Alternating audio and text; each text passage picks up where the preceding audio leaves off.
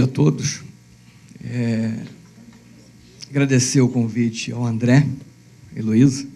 Heloísa falou uma coisa interessante, porque foi a minha reação depois que recebi o convite, aceitei e vi programação. Eu falei, ué, será que o André está querendo que eu venha aqui e diga que o importante é a indústria para parar o seminário, que não tem que falar nada sobre serviços? Mas eu acho que foi não sei se foi a intenção dele, mas como a Heloísa falou, acho que é importante que a gente tem que acabar com essa dicotomia.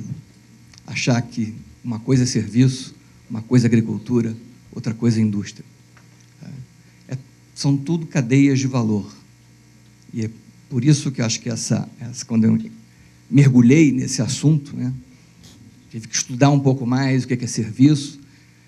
E aí, a primeira dica que eu gostaria de passar, coisa que eu percebi ao ver isso para vocês, é que vocês estão conseguindo mais um problema de mensuração. Como o André falou, eu já fui parceiro do Sebrae várias vezes, trabalhava com a área de pequena empresa na CNI, e ficava aquela discussão, o que é micro, o que é pequena, o que é média, porque média está fora, define por faturamento ou define por emprego. E hoje, quando a gente quer fazer um estudo internacional sobre pequenas empresas, é muito difícil. Cada país usa uma métrica. Então, métrica é importante. Tem que saber o que eu estou falando. Quando eu vou para serviço, é a mesma coisa. Serviço é quase aquela coisa que todo mundo sabe o que é, ninguém sabe explicar, ninguém sabe definir. Onde está o serviço? O serviço está aqui nessa sala. Está nesse microfone, está no apoio, está em todos nós.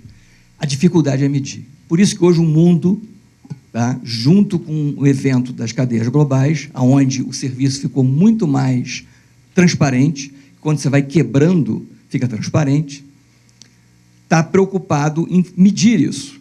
O que é essa coisa? E mais difícil é quando você mede, quando ele está fechado dentro de uma empresa ou dentro de uma instituição. Porque quando você contrata uma empresa para fazer a limpeza do prédio, você já sabe, esse valor é da limpeza, esse valor é de outras coisas. Quando a limpeza já está sendo feita dentro do prédio, por pessoas do prédio, é muito difícil separar. Então, hoje, a Organização Mundial do Comércio está começando a tentar descobrir no mundo, não o comércio de cadeiras. Eles querem olhar para uma cadeira que antigamente a gente falava assim, exportou uma cadeira. Não, agora exportou um bem que tem plástico, metal, serviço de transporte, serviço de logística, serviço de apoio, de pesquisa e desenvolvimento. Ou seja, como é que eu quebro essa cadeia e conheço todos os valores que foram inseridos nessa cadeira? Esse é o grande desafio. Então, por isso que eu digo que vocês agora estão com 3 problemas de métrica. É a métrica de uma cadeia de valor, a métrica de como a média, pequena empresa, no caso do Sebrae, pequena e micro, se insere nessa cadeia, e como o serviço se insere nessa cadeia. Então, acho que o primeiro ponto é a gente começar a pensar e alinhar conceitos. Uma coisa que eu percebi na literatura é que, como tem pessoas da área de geografia, da área de administração, da área de economia, da área de sociologia, trabalhando com esse assunto de cadeias globais, e é um assunto que envolve governança, relacionamento, as mesmas palavras acabam mostrando conceitos diferentes. E a gente pode cair numa armadilha, ao simplificar ideias que vão aparecer nesses conceitos. Então, muito cuidado na interpretação de conceito. Quando se diz isso pode, isso não pode, alto lá. Até porque o que pode e não pode está praticamente virando tudo pode. Antigamente, nos cursos de economia, a gente falava que serviço era um bem não comerciável. Hoje, a competição internacional está aqui dentro. Se eu vou ter um curso de inglês, eu estou concorrendo com cursos de inglês de outros países que estão dando esse curso aqui dentro. Mas não era não comerciável? Como é que está entrando isso aqui dentro? E aí toda a questão de política econômica, de política pública, ela tem que mudar, tem que se adaptar a esse novo mundo. Como é que a gente vai trabalhar com isso? Bom, eu gostaria de, inicialmente, eu adoro história. Então, se deixar, eu falo 2 horas sobre história, eu não podia deixar de não começar com história. Então, eu vou falar um pouquinho sobre a fragmentação da produção, como é que isso se deu do início lá se deixar eu vou antes do homem surgir, com cadeia de valor, o Brasil na cadeia de valor, serviços na cadeia de valor e fatores de decisão de globalizar ou não. Muito mais fatores que vai influenciar em termos de políticas. Tá? Eu não estou aqui para dizer o quanto serviço é importante e qual é o Brasil. Né? Eu peço desculpa a Heloísa, ela estava esperando esse dado, mas vocês sabem o quanto o serviço é importante. Então, eu estou aqui para levantar questões, outros temas que podem ser importantes na análise de vocês. Bom, então, inicialmente, quando eu comecei a montar esse quadro, eu fiquei muito decepcionado, porque história não é linear. As coisas não acontecem, olha, primeiro acontece isso, depois aquilo. As coisas vão acontecendo. Uma primeira empresa, sempre tem aquele exemplo, a globalização é hoje, não, lá na década de 60 já tinha uma empresa que globalizava. Né? A IKEA, que faz móveis, né, no país da Escandinávia, já tinha esse trabalho de vou pegar aonde as pessoas vendem as peças mais baratas e montar. Uma pergunta é, por que ela não está no Brasil? Essa é uma primeira pergunta de política econômica. Por que uma empresa de um setor mobiliário, que dificilmente você encontra grandes empresas, grandes corporações, uma empresa que virou uma grande empresa, baseado na eficiência de comprar partes e peças de componentes de países diferentes e entrega ao consumidor, o consumidor monta, essa que foi a ideia que surgiu lá atrás. Por que ela não está no Brasil? Porque esse método de trabalho no Brasil não funciona, dada a nossa burocracia, os nossos impedimentos de comércio internacional e logística. Então, essa empresa não pode funcionar aqui dentro. Esse é um primeiro problema que o Brasil tem. Como é que a gente vai ser global? Né? Como é que as nossas empresas vão competir globalmente se eu tenho um atrito, e um atrito grande, que dificulta esse tipo de operação? Mas, voltando à questão da história, eu acho que se a gente voltar para entender um pouquinho essa coisa de pulverização, que as pessoas falam, globalização, o que está acontecendo com o emprego, de onde começou isso? Isso começou quando o homem existiu. Né? Se a gente voltar bem lá atrás, quando todos eram nômades, por quê? Porque a gente tinha que coletar frutas e caçar na floresta. Tá? Até o momento que o homem aprendeu a cultivar as coisas. Quando eu comecei a cultivar as coisas, comecei a centralizar a produção das minhas necessidades num lugar só, eu pude fazer uma cidade. Tá? Ainda não era uma cidade, né? Era um grupo, eram clãs, eram as histórias desse tipo. A partir daí você começa a desvendar, inovar no mundo. Criar tecidos, criar ferramentas, criar vários utensílios, né? E surgem os artesãos, né? Que existem até hoje. Vocês trabalham, né, muito com isso. À medida que você tem a Revolução Industrial, você tem uma máquina a vapor, ela permite você fazer várias peças de um produto, ou vários desses produtos, muito mais rápido. Você começa a concentrar a produção. E aí, em história, a gente chama isso quando você separa o consumidor da produção. O artesão, o consumidor tem que estar lá nele. Olha, eu quero uma roupa assim, assim, assim, assado. Ok, serviu? Experimenta, não deu certo, começa de novo, fecha. Você está, o consumidor, com a produção junta. Quando você separa em fábricas, o primeiro passo é, o consumidor fica aqui, a fábrica fica aqui, e eu vou adivinhar o produto que você quer. Ou eu vou fazer o produto que você quer de acordo com o que você está querendo. Revolução Industrial, ela vem a eletricidade, a produção em massa, e tem aquela frase célebre do Ford, que diz que todo mundo pode ter um carro Ford de qualquer cor, desde que seja preto. Que é a padronização dos produtos, completamente desligado do consumidor. Ou você compra um carro preto, ou você não compra carro, esse problema é seu. Tenho cliente suficiente para vender carro preto. Então, o processo industrial, ele trabalha nesse sentido. Você tem um comércio internacional que começa com a Revolução Industrial, aonde você troca produtos manufaturados dos países do norte com produtos primários dos países do sul. Muito claro. É o que a gente aprende lá no primeiro capítulo de comércio exterior do livro de economia. Vantagens comparativas num produto ou no outro. A partir do momento que você tem essa especialização, o que você começa a descobrir? Que alguns consumidores estão insatisfeitos, eles não querem carro preto. Eles querem um carro vermelho. Só que aquela fábrica não faz isso. Mas na medida que você vai especializando cada vez mais, você consegue fazer isso num país que só vende carro vermelho. Então vamos supor que nos Estados Unidos só se faça carro preto, aqui no Brasil só se faça carro vermelho, e eu descubro que tem alguns consumidores nos Estados Unidos que querem carro vermelho. E tem consumidores aqui dentro que querem carro preto. Você começa a ter um comércio que a gente chama de intra-indústria. Carro por carro.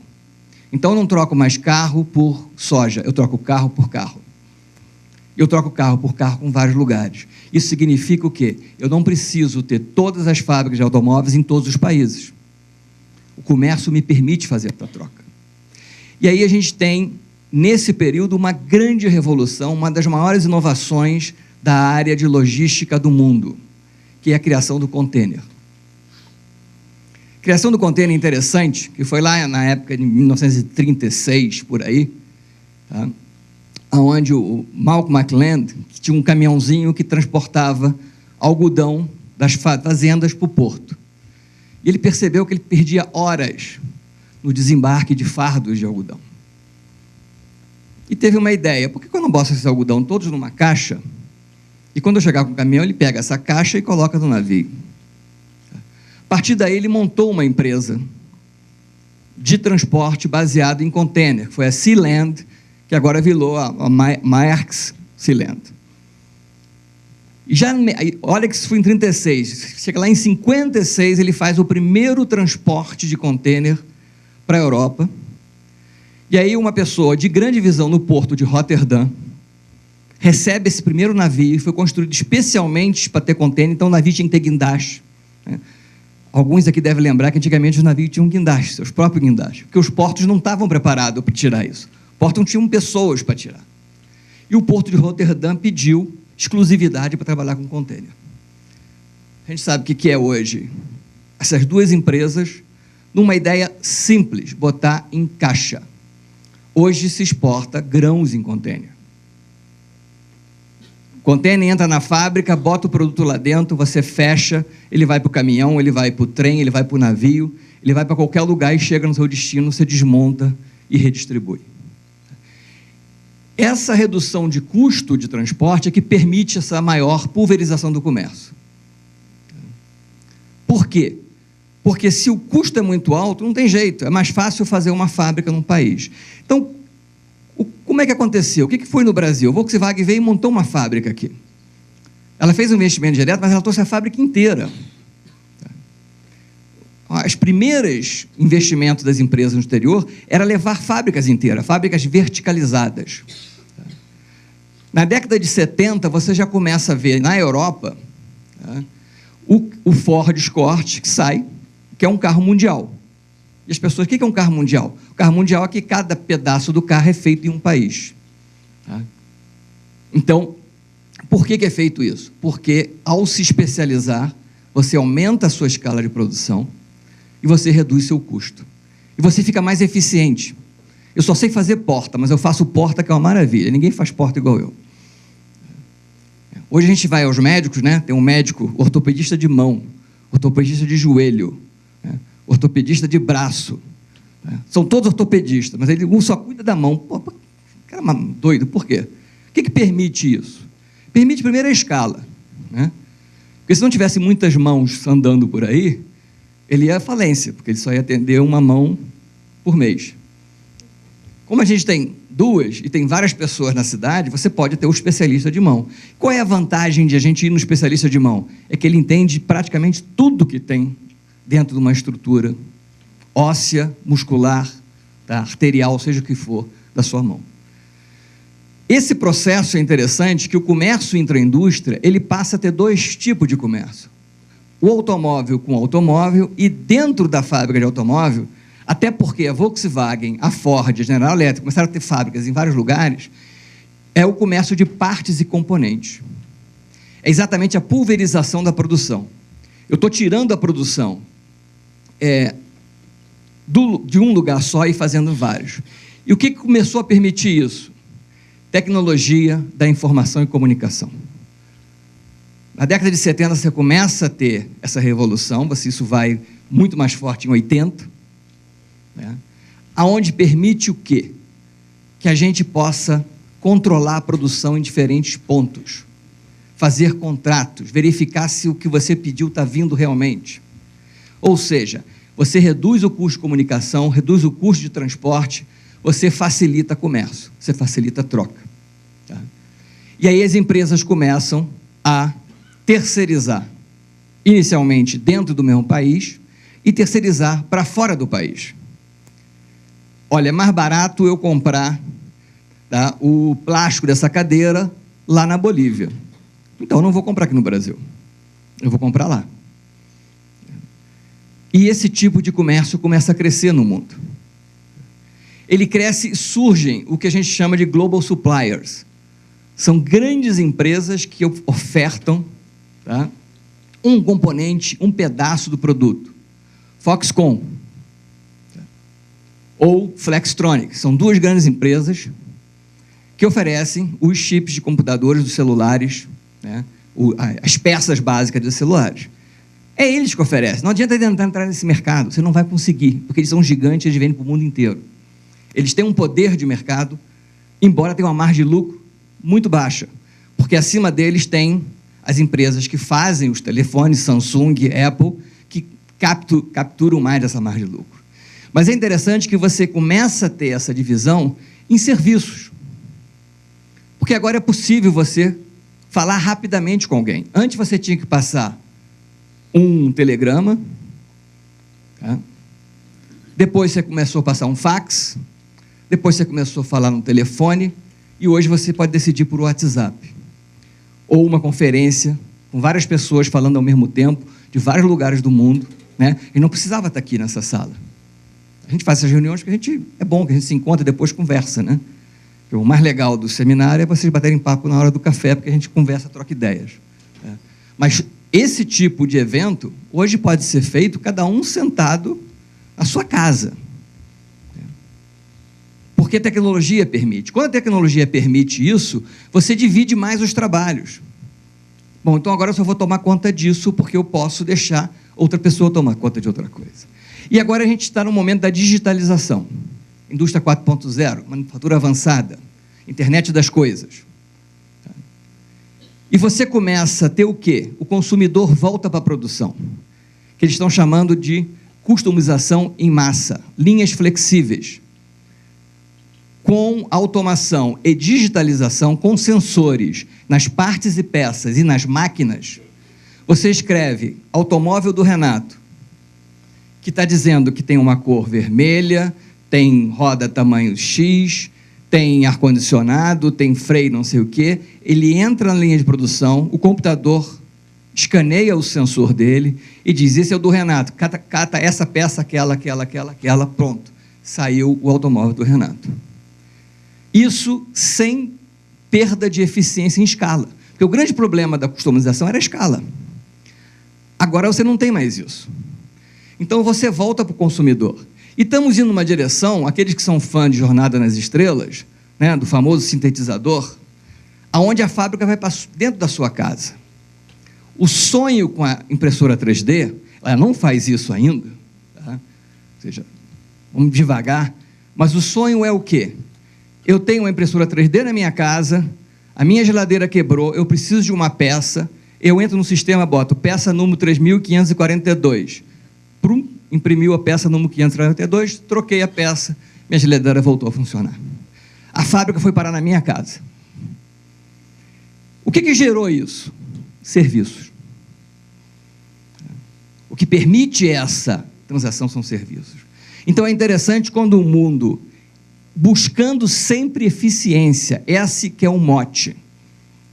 Se eu sair do artesão para uma fábrica a vapor, foi porque eu reduzi meus custos. Naquela época, muito por causa do custo do trabalho, né? Mas se eu saio da fábrica a vapor para uma linha de produção elétrica, né, é porque o custo caiu. Se eu estou fazendo produção em massa de um produto só, porque o custo de fazer um produto só era menor.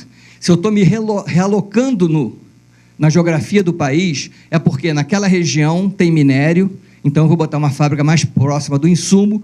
Por quê? Porque é mais fácil trazer um carro de lá para cá, do que talvez o minério de lá para cá. a decisão passa a ser essa. O que é mais fácil? Eu montar um iPhone aqui no Brasil ou trazer ele montado da China? Qual o custo de trazer um iPhone montado da China? É muito baixo. Não faz sentido. Faz mais sentido montar um automóvel no Brasil, porque o custo de trazer um automóvel montado da China para cá é alto.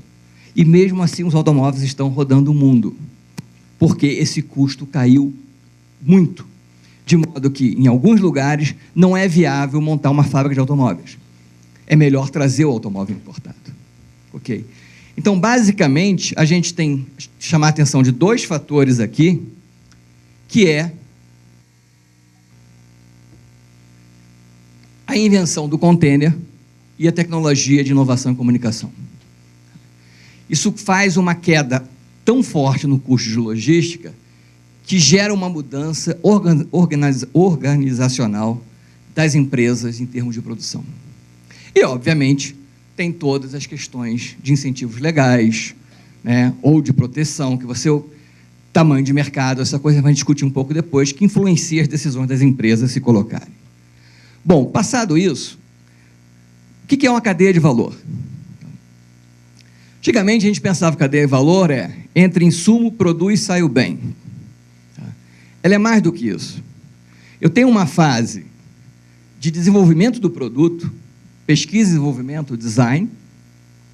Eu tenho a fase de pegar todos os insumos, ou produzir os insumos, os componentes que eu preciso, fazer a produção, marketing, venda e distribuição, pós-venda, cada vez mais importante.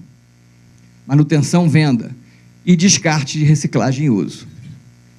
Mais do que isso, o meu pós-venda hoje me permite colocar sensores nos produtos, captar dados desse produto e trazer de volta aqui para pesquisa e desenvolvimento.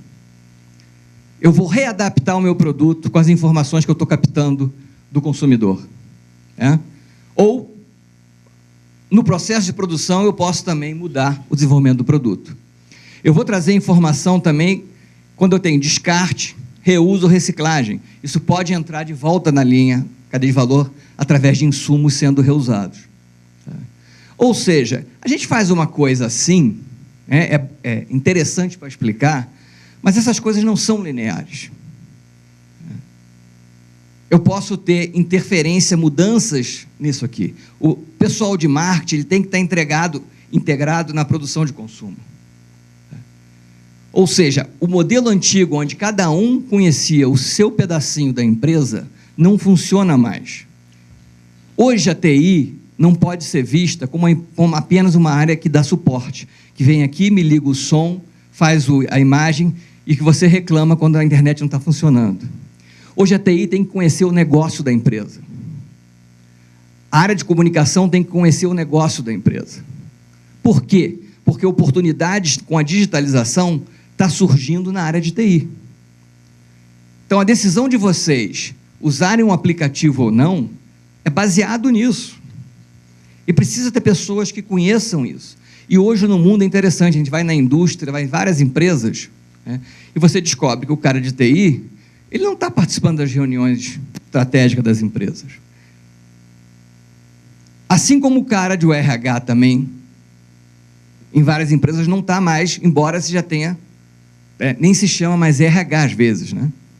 É um nome mais diferente para dizer, não, a gente não cuida apenas de contratar e demitir, a gente cuida de capacitar, de criar um bom ambiente, de integrar os funcionários, porque essas coisas vão mudando. Então, mas é interessante a gente ter isso aqui em termos de ciclo, para entender algumas etapas. O interessante é que essas etapas, todas elas podem ser fornecidas para a empresa de 4 maneiras. Ela pode ser fornecida, um fornecedor doméstico do grupo, pode ser um fornecedor doméstico externo ao grupo, um fornecedor internacional intragrupo, ou seja, é uma subsidiária da empresa que está em outro lugar, mas ela que fornece essa peça, ou um fornecedor internacional externo ao grupo. Aqui eu estou terceirizando. esse lado eu estou internacionalizando a fonte. São duas coisas diferentes. Uma coisa é terceirizar, outra coisa é internacionalizar. Eu posso fazer isso junto. E é interessante que a gente pode fazer isso em todas as etapas da cadeia.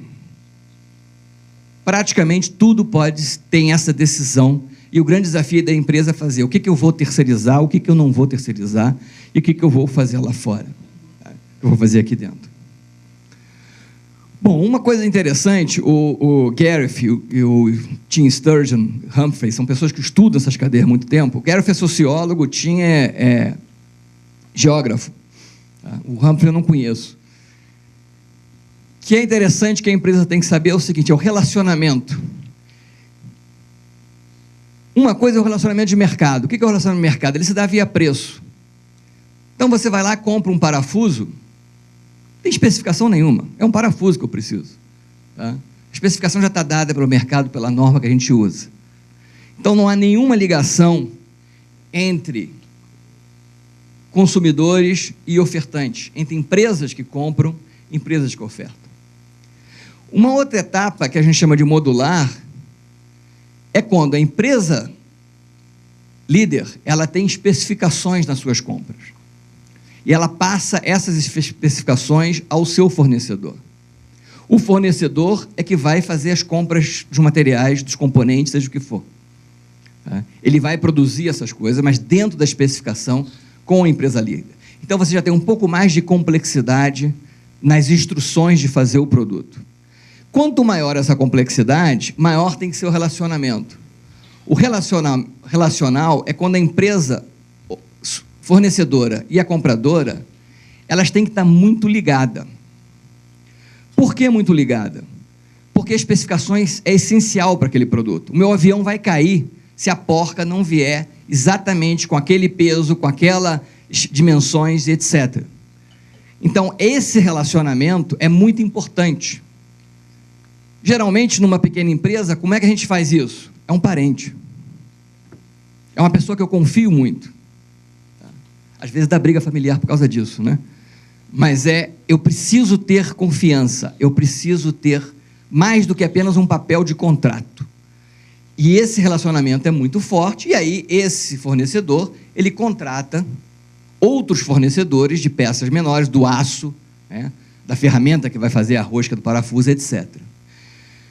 À medida que isso fica cada vez muito mais complexo, as instruções, a empresa, às vezes, prefere prender fornecedores que não têm muita capacidade, ou às vezes também isso é uma necessidade de mercado. Ou seja, para ter uma coisa relacional, eu preciso ter um fornecedor que seja capaz, qualificado, certificado, que ele consiga desenvolver produtos junto comigo. Se eu não tenho, eu vou criar uma coisa captive. Por quê? Eu vou capturar o fornecedor, ele vai pertencer à empresa. Eu vou dar uma instrução que ele vai seguir regra. Né? Aquela famosa piada, você não está aqui para pensar, você está aqui para fazer o que eu estou dizendo para você fazer. Então, você vai fazer essa porca assim, assim, assim, essas instruções, e ele só vende para você. Ele está preso a você.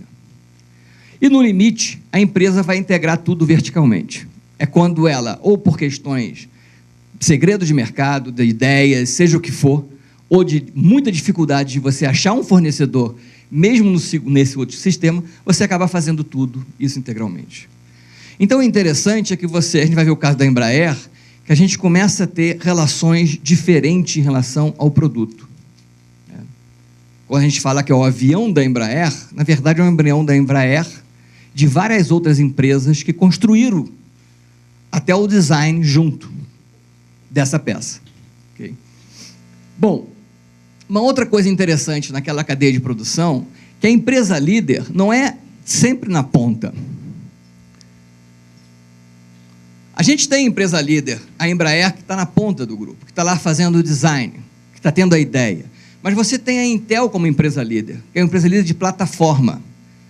A Intel não faz nenhum produto vendido ao consumidor.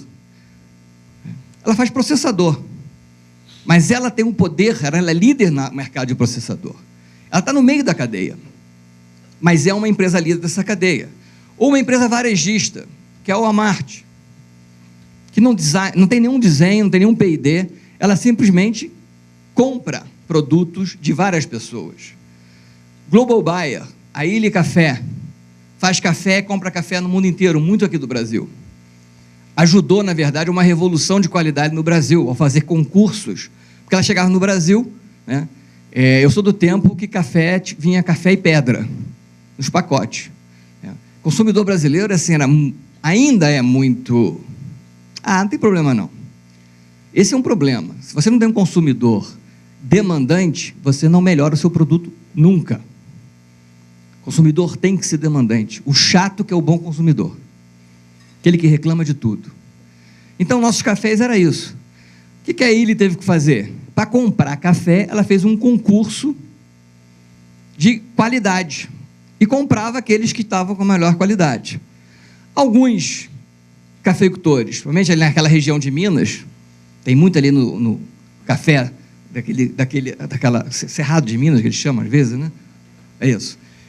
Eles começaram a perceber o quê? Olha só, antigamente a gente exportava café e não importava café, porque café é commodity. Eu aprendi isso na escola. Café é commodity. Café não, ou você exporta ou você importa. E hoje você descobre que café não é mais commodity.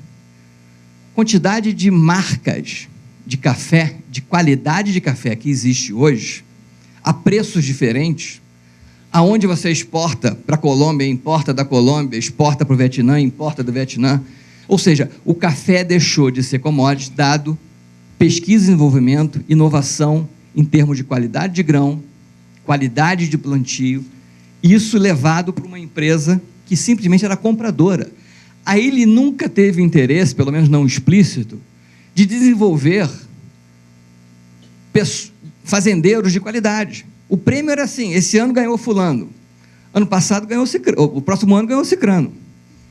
Ela não repassava tecnologia para você ter qualidade. Ela simplesmente tinha uma oferta abundante e catava os melhores grãos, igual um fazendeiro faz, né? Quando colhe lá o milho, o cereal, etc. e tal. Flextronic, Foxconn, Global Supplier de mercadorias. E líderes de marca, Nike, Zara. Tá? Empresas que criam uma marca e ela usa vários outros para produzir os seus produtos. Né? Isso aqui é só para dar um exemplo que você tem líder em qualquer ponto da cadeia. Independente se você está lá em cima ou está aqui embaixo. Bom, falando um pouquinho de importância. Como a gente não tem mensuração para isso, começou a se usar o comércio de partes e componentes. E você vê que ele cresce muito em relação a outros manufaturados. Tá? Mas, praticamente, aqui não é percentual, que é absoluto, mas no percentual está mais ou menos em 26% nos últimos 4, 5 anos. Pode ser a crise, pode ser que já chegou no limite, pode ser que não. Tá?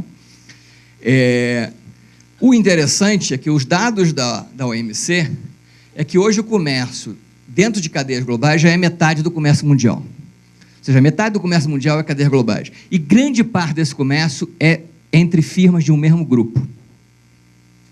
Isso também é importante ser colocado. Muito levado o quê? Confiança, contrato. Como é que eu faço? Como é que eu garanto que a peça chega no dia certo, nas especificações certas? Esse gráfico aqui mostra um pouquinho esse exemplo. Tá? Eu usei o iPod ainda, tá? Deveria já ter atualizado para o iPhone 7, mas é a mesma coisa. Tá? Você tem o produto desenhado na Califórnia, na Apple, ele é montado na China. Para fazer essa montagem, a China traz componente do resto do mundo e vende o iPod no mundo inteiro. Eu não preciso fazer várias fábricas de iPod. Se eu estou fazendo outra fábrica de iPod, não é por questões econômicas. E se eu venho para o Brasil, se a Flextronic vem para o Brasil, o Foxconn vem para o Brasil, é porque o mercado brasileiro é grande e eu estar aqui dentro me dá uma vantagem para atender o consumidor brasileiro. Mesmo sem a vantagem da tarifa especial ou do subsídio do governo, mercados grandes atraem produtores porque tem muito consumidor e você tem que atender ele. Uma coisa interessante, aquilo ali é uma cadeia global. Aqui é a área de vestuário. Você tem uma área de vestuário de design em Paris e montagem na China, com peças de alguns outros países asiáticos. Você tem uma área de vestuário na Europa, design em Paris, montagem na Tunísia ou em países do antigo leste europeu. Por que uma é mais concentrada e outra mais forte? E você tem uma outra coisa, você tem uma fábrica gigantesca da Zara na Espanha. Está toda lá dentro. É exatamente a questão, eu vou ficar onde a produção e o insumo é mais barato ou eu vou ficar perto do consumidor? A indústria de moda, eu posso fazer camisas brancas na China. Camisa branca não sai de moda. Tá? Pode ter uma listinha, uma bobagemzinha, mas é camisa branca que a gente compra para trabalhar. Tá? Agora, fashion, não dá para fazer na China. Quando a roupa chegar em Paris, já mudou a moda. Esse é o problema. Eu fui numa fábrica, grande fábrica de toalhas aqui, e óbvio que ele falou, olha, se todas as toalhas fossem brancas, seria ótimo. Mas hoje eu tenho 4 coleções de toalha por ano. Eu falei, 4 coleções de toalha por ano? Para que isso? Mas é a coisa da moda. Eu vou correr, que já me deram 10 minutos. E como eu falei, eu falo demais, eu já perdi o fio. Isso aqui é só uma ideia. Isso aqui é o comércio entre empresas matrizes e filiais. Só para ilustrar como o Brasil está fora dessa história. Tá? Eu tenho o comércio americano, o baseado na Alemanha, na Europa, e o asiático. Tá? Baseado inicialmente no Japão, agora muito mais focado com a China nesse movimento. Falar rapidamente sobre o Brasil. Brasil nas cadeias. Aqui o Brasil, pelo dado da OMC, em termos de cadeias globais. Continuamos uma economia muito fechada. Nossas exportações têm baixo componente de importados em relação aos outros países e nossas exportações são um pouco utilizadas lá fora. E a gente está nessa posição por causa das commodities. Porque a soja está na cadeia do óleo de soja, o café está na cadeia do café solúvel. Ou seja, a gente tem uma quantidade de produtos de recursos naturais que estão no início da cadeia. Indústria aeroespacial. Rapidamente, esse interesse da Embraer. Por quê? São 4 empresas líderes na área de aviões de passageiros. Boeing, Airbus, Embraer, Bombardier. E o Brasil conseguiu estar nessa empresa líder. Certificação muito alta, e esse é um problema das médias e pequenas empresas, como conseguir certificação para entrar nesse mercado. Tá? Aqui é a cadeia global, projeto, produção de componentes, submontagem, montagem final, serviço para produção. A Embraer está aqui em projeto, montagem final e pós-produção, tá? Na área de serviços. Essa é a empresa líder, você tem empresas de primeiro nível, e o interessante na Embraer agora é o seguinte, antigamente a Embraer fazia o desenho do avião, encomendava as turbinas, a aviônica, essas coisas todas. Agora o contrato é diferente. A Embraer se junta com essas empresas de primeiro nível e faz um projeto. Se o projeto der certo, todo mundo ganha dinheiro. Se der errado, todo mundo perde dinheiro. Eles não são mais simplesmente vendedores para a Embraer. E essas empresas é que compram componentes de segundo e terceiro nível. E aí é um impedimento das empresas brasileiras entrarem nesse mercado. Porque são empresas multinacionais e, dada a estrutura da indústria, em termos de escala e qualificação, eles acabam comprando as partes e componentes do mesmo que vende para ele quando ele trabalha para a Boeing, quando ele trabalha para a Airbus ou para a Bombardier. O Brasil a Embraer tem 450 fornecedores, apenas 15 no Brasil, brasileiros. Como é que a gente faz a média e pequena empresa entrar aí? E aí o programa de qualificação de fornecedores que vocês têm. Tá? E o programa de certificação é importante, porque tem empresas, principalmente na área de software e engenharia, que trabalham para a Embraer e estão vendendo também para a Boeing, estão vendendo para a Airbus. Mas é um mercado difícil de entrar. Mesma coisa equipamentos médicos. Toda a regulação na área de saúde, no mundo inteiro. A gente precisa ter uma regulação igual no resto do mundo. Primeiro passo, o Brasil tem que ter a mesma regulação, acordos de certificações, que a certificação dada aqui vale em outro país. Tá? E essas empresas serem educadas a atender esses mercados. Senão, fica difícil. Um outro problema é a distância das cadeias. É óbvio, se os grandes fornecedores estão nos Estados Unidos, Europa e Canadá, fica realmente difícil a empresa brasileira fornecer componentes e peças para esses fornecedores. Tá? Então, é interessante, a gente está no top da cadeia, mas tem muita dificuldade de fazer empresas entrarem embaixo da cadeia. Tá? Serviços. Bom, já falamos isso, serviços são críticos. Né? Toda essa pulverização da indústria, o que mantém isso colado são os serviços. Por isso que alguns artigos você vai ver lá, serviço é a cola das cadeias globais. Só é a comunicação que está ali dentro. É que você mantém que o produto A chega na fábrica do produto B, na hora certa, no dia certo, tá? Sem que eu tenha que ter grandes estoques e sem que eu tenha que parar a produção porque ele não chegou. Ok? Então, por exemplo, nesse caso desse casaco feito na China, 91% do casaco, eles chamam da área invisível, área que não aparece dentro. E, obviamente, a grande maioria aqui é serviço. Tá? E ele é feito, como é que eu divido isso entre o país? 86% do preço do casaco está indo para os Estados Unidos, não é quem fez o produto. Tá? Isso começa a gerar certas dúvidas. Esse aqui é um trabalho que foi feito com a Sandvik Tools, uma empresa de ferramentas e máquinas e equipamentos sueca, e o cara tentou mapear quantos serviços são necessários para produzir o bem e entregar ao consumidor. Tá? Fora o resto da cadeia, fora o desenvolvimento, pós-venda, etc. São 40 tipos de serviços. Tá? Coloquei essa lista, vocês não vão conseguir ler, obviamente, mas tem de tudo aí. Contabilidade, administração, transporte, logística, né? Fotografia, publicidade, tá? Reparo de problemas, distribuição, serviço financeiro, serviços jurídicos. Tá? Tudo isso está dentro para essa empresa funcionar. Gostaria de chamar a atenção dessa curva Smile, que todo mundo cita quando fala de cadeias. E aí eu deparei com uma interpretação interessante, dizendo, olha, cuidado ao analisar essa curva. Tá? Essa curva foi feita pelo Stan Shi, que era o principal executivo da Acer, que disse que quando a empresa foi fundada na China era para chegar em P&D. E aparentemente está dizendo o seguinte, olha, manufatura não vale nada, montagem não vale nada, o que vale é brand, padronização, inovação, P&D.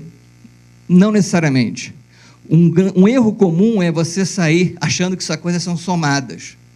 Esse é maior que esse, que é maior que esse, que é maior que esse. Ele tenta passar essa ideia de captura de valor. Agora, isso são fases de produção. Manufatura não existe se não tiver P&D. Ou se eu não comprar, né, uma receita pronta, mas foi um P&D lá de trás. Né? O marketing não vai existir se não tiver o produto para fazer o marketing. Então, essa que é a questão que a gente coloca entre serviço ou indústria. O que a gente quer? A gente precisa dos dois. Porque se não tiver a manufatura, você não vai ter o serviço. Ou eu posso ter manufatura em outro país e jogar fora uma porção de serviço que envolve o processo de manufatura, que é aquele que a gente mostrou na fábrica de ferramentas. Tá? É uma opção. Estou jogando fora não só manufatura, mas serviços juntos. Vou ficar só com P&D e só com brand. Tá? Então, o primeiro ponto, a gente tem que tomar um certo cuidado com essas coisas de maior valor. É óbvio que existem armadilhas. Alguns países em desenvolvimento, ao entrar na cadeia, entram porque têm um salário mais baixo e aí consegue fazer montagem. Hoje a gente tem fábricas de montagem, a Flextronics aqui montando chips, só montando, pum, pum. O Comim sabe disso melhor do que eu, não é? Não, hoje não é só montagem? Só montagem. Isso é ruim? Se eu ficar só na montagem no país inteiro, sim. Mas se eu ficar na montagem em uma cadeia, não, eu estou dando emprego. Porque nos Estados Unidos hoje, a grande preocupação é essa. As manufaturas saíram e os serviços estão saindo agora. E eles estão falando assim, o emprego nosso vai para onde? Então eu não olho só valor adicionado, eu olho a questão de emprego também. E eu tenho que olhar isso como vários processos. Isso aqui não é um país. Você não tem um país em P&D, um país em design, um país em manufatura. Você tem cadeias e os países se colocando em posições diferentes da cadeia. E esse é o nosso desafio. Não pensar mais no automóvel, mas pensar na cadeia do automóvel. Como a gente viu no avião. Eu não consigo fazer todo o avião no Brasil. Se a gente fizer uma lei de conteúdo local para a Embraer, a gente fecha. Quase 90% dos componentes são importados. E tem que ser assim. Porque não dá para inventar uma outra fábrica de turbinas. Tem a GE, né? Tem a do Reino Unido, que eu esqueci o nome. Rolls-Royce. Né? E acabou. Na indústria de equipamentos médicos, que foi o estudo que a gente fez, tomógrafo não vai ser feito aqui nunca. É feito em um lugar do mundo e acabou. Eu tenho que comprar o tomógrafo. E essa é uma indústria interessante. Está voltando a ser uma indústria. Lembra lá atrás, quando a Xerox trouxe a primeira copiadora, que ela não vendia, ela alugava? As indústrias de equipamentos médicos estão fazendo isso agora. E várias estão ganhando mais dinheiro com serviço do que com o próprio equipamento. E para o hospital isso é melhor, porque tomógrafo é uma coisa caríssima, aquele negócio quebra. Primeiro, eu não tenho quem conserte. Eu preciso ter um pós-venda da firma que produziu para levar isso adiante. Bom, vou correr um pouco mais. Papel dos serviços. Primeiro serviço é a tecnologia da informação e comunicação. Ele tem uma especificidade importantíssima. Ele é condutor de serviços. É a TIC que permite que o curso de inglês lá da Colômbia venha dar aula aqui. Ou seja, é a tecnologia da informação e comunicação que permite que vários serviços possam ser globalizados. Tá? E a partir dele, a gente cria, né, telecomunicações, software, serviços de computação, network, a gente cria dois tipos de serviços agora. Os serviços potencialmente conduzidos por TIC, que podem ser globalizados, são os próprios também, obviamente, mas você tem serviço financeiro, marketing, vendas, seguros, administração, contabilidade, gestão, serviço de licença, engenharia, serviços técnicos, P&D. Você não precisa mais ter o seu escritório de administração de contabilidade aqui no Brasil. Eu posso contratar um escritório de contabilidade em outro país. São serviços que eu posso fazer isso, por quê? Porque eu tenho ferramenta que me permite fazer esse tipo de coisa. Se eu vou fazer ou não, é outra decisão. Se é uma decisão boa ou ruim, é um outro fato. E você ainda tem, tá, serviços que têm que ser prestados no local. Tá? Locação de imóveis. Você pode até fazer a locação via, como a gente faz por viagem, né? Contrato hotel, ou alugo uma casa por internet. Mas o imóvel tem que estar lá no lugar que eu preciso dele. Infraestrutura, utilidade pública, a parte de turismo, recreação. Embora, quando a Heloísa estava falando, eu lembrei de uns filmes, né? Acho que o serviço cinematográfico, ele sempre ajuda a gente a inovar. Você pode fazer uma viagem virtual, não tem dinheiro para fazer a viagem, eu contrato, né? Tem um filme que o cara tenta, ele vira um personagem também naquela história. Então, de repente, o turismo passa a ser também uma coisa que pode ser prestada fora da localidade. Tipos de atividade. Aí é o seguinte, o que terceirizar? Atividade core é competência estratégica do negócio. Eu não posso terceirizar a minha competência estratégica do meu negócio. Não é a manufatura necessariamente, mas é essa coisa que eu criei. É aquela pessoa pequena que inventou um sistema de vendas, né? E aquilo ela precisa estar tomando conta. Se ela terceirizar aquilo, ela pode perder o negócio. O que é? Cabe a vocês decidirem, junto com as empresas, quando você trabalharem com as empresas. O que você pode terceirizar ou não. Críticos são áreas da cadeia de valor que a empresa não gostaria de se especializar. Ela acha, olha, eu faço software, mas a engenharia do software, do aplicativo, eu não gosto de fazer engenharia. Contrata uma empresa que vai fazer a programação do software. Mas eu fiz o aplicativo. Tá? E commodities, são atividades que eu vou padronizar. Eu vou dizer, olha, isso para mim não é crucial para o meu negócio, pode botar alguém para fazer, eu não preciso ficar tomando conta, não preciso de confiança. Se não funcionar, eu contrato outra empresa. Um exemplo, não tive tempo de traduzir, mas você tem aqui data entry, processamento de dados. Você pode fazer fora do país e terceirizar. Mas apoio nas litigações, na coisa jurídica, você pode fazer fora da empresa, mas tem que estar ali perto. Você tem que estar perto do seu advogado. Não dá para ter um advogado lá na China. Tá?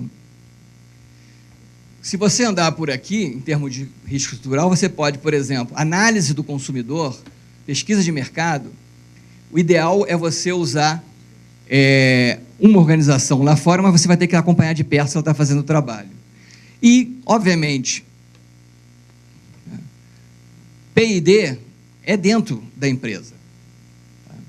Agora, dentro da empresa não significa ser no mesmo local. Vou mostrar aqui um dado da GE que é interessante. Antes, só para vocês, usando uma pesquisa da Dinamarca, os europeus estão começando a fazer pesquisa para identificar serviços de exportação. Isso aqui está me dizendo, por setor de atividade, que empresas estão terceirizando internacionalmente. Então, você tem aqui informática e comunicação, 30% das empresas terceirizaram alguma coisa do seu negócio internacionalmente, e manufatura extrativa, 26%. São as que mais terceirizam. O que elas terceirizam? Elas terceirizam, principalmente as manufaturas aqui e TIC, atividade primária da empresa, TIC, administração e gestão, P&D, engenharia, marketing, vendas, pós-vendas, aqui inclui call center e reclamação, e outras funções. Ou seja, quase tudo pode ser terceirizado e terceirizado para o resto do mundo. Depende, o que a empresa precisa fazer é aquela avaliação de risco entre a empresa perder o controle daquela atividade. E aí é questão de também trabalhar com contrato. Por isso que grande parte dessas terceirizações são empresas do mesmo grupo, que é uma maneira de você manter ainda um certo controle. Esse aqui é o sistema de P&D da GE. Ele é mundial. Tá? Ele tem um sistema, a base em Nova York, a Alemanha tem um laboratório aqui de pesquisa, China, Índia e Rio de Janeiro. Por que eles fizeram isso? O interesse é o seguinte, é pesquisa 24 horas por dia. Eles estão tão interligados que, quando fecha esse laboratório, ele pode passar a pesquisa dele para outro laboratório. Ele não vai passar para cá, ele vai passar para cá, né? Porque se esse pessoal está fechando, essas pesquisas podem estar vindo para esses laboratórios e daqui para esses laboratórios. Ou seja, agora, está na mão da GE. A GE não vai abrir mão do departamento de P&D dela. Embora pequenas empresas não tenham condições de ter um departamento de P&D, pode ser que vai ter que usar institutos de inovação, que hoje eles trabalham com o que eles chamam de muralha da China, aonde ele te garante a segurança da sua pesquisa não vazar para outras empresas. Existem institutos de inovação que já fazem isso. Então, ele atende várias empresas ao mesmo tempo. E alguns atendendo já médias e até grandes empresas, dependendo do projeto que está sendo desenvolvido. Bom, só para terminar, chamar a atenção em termos de o que define a terceirização, a decisão da empresa vir para o Brasil ou da empresa brasileira ir para outro país. Primeiro caso é modularização da atividade, padronização. O comércio, a cadeia global, ela é muito intensa em eletroeletrônico. Ela não é muito intensa em outros setores. Por quê? Porque o setor eletroeletrônico, as coisas estão muito padronizadas. Você faz um pedacinho da peça em cada lugar e você consegue aproveitar a economia de escala. Fashion, não dá, porque depende do país, depende da região. Numa região é inverno, na outra região é verão. Numa região as pessoas estão perto da praia, nas outras estão longe da praia. Então, você não consegue fazer isso de uma maneira geral, a não ser com a camisa branca, aquele exemplo que eu te falei, ou o terno escuro. O outro ponto é o tipo de atividade. Eu tenho que decidir se ela é uma atividade crítica, essencial ou não para a empresa. E aí começa a vir a questão de incentivo de custo, custo do trabalho, oferta de capital humano, tamanho do mercado potencial. O Brasil aqui tem hoje a grande vantagem do tamanho do mercado potencial, mas tem problema de oferta de capital humano, problema da educação no Brasil, e o custo do trabalho já não é tão baixo quando era em outros países. Tá? Legislação e normas. Como é que eu vou para um país se chega lá os caras não respeitam o contrato e eu não tenho como garantir o meu investimento? Se eu tenho um protecionismo, se eu tenho políticas de conteúdo local que me obriga a produzir lá dentro, se eu tenho tributação, hoje, se a Embraer tem que pagar 40% de tributos na manutenção que ela faz lá fora. Se vocês convidarem alguém lá de fora para dar uma palestra aqui, vocês vão pagar 40% de tributo, que é a exportação de serviço paga tributo. A importação de serviço paga tributo. A importação de serviço. Quando uma empresa faz a manutenção lá fora, ela está importando serviço. Então, nós temos um caso, uma grande empresa de software que podia ser plataforma de um software na América Latina. Para fazer isso, ela precisava contratar uma empresa na Argentina. Com esse aumento de custo, ela saiu do projeto. Então, às vezes, você acha que está colocando uma tarifa para proteger o mercado doméstico, você, na verdade, você está enfraquecendo o mercado. Porque nessa área de comunicação e informática, não se trabalha mais sozinho. Você vai ter que usar parceiros de outros lugares. E, ao fazer isso, você vai pagar essas tarifas. Tá? Questão de certificação. A gente precisa dar certificação, a gente precisa ter acordo de certificação ser igual. Se tem ferramenta de TI que permita esse tipo de interação. Né? Infraestrutura, e aí a infraestrutura tanto de transporte, como de TI, como de logística, a gente precisa ter rapidez no comércio. E, por último, estabilidade política e econômica. É óbvio, você tem um fornecedor num país com a taxa de câmbio de 1 e a taxa de câmbio muda para 4, a coisa muda. Né? Daqui a pouco ela volta para 1 novamente, não dá para participar em cadeia global com uma instabilidade, tá, cambial, e, no fundo, ela reflete uma estabilidade macroeconômica do país, porque você não garante preço, você quebra a indústria no setor. Bom, esses são os pontos. Eu peço desculpa de ter sido tão longo, mas a minha ideia foi passar para vocês várias questões que vocês podem pensar aí nos outros debates. Okay? Muito obrigado.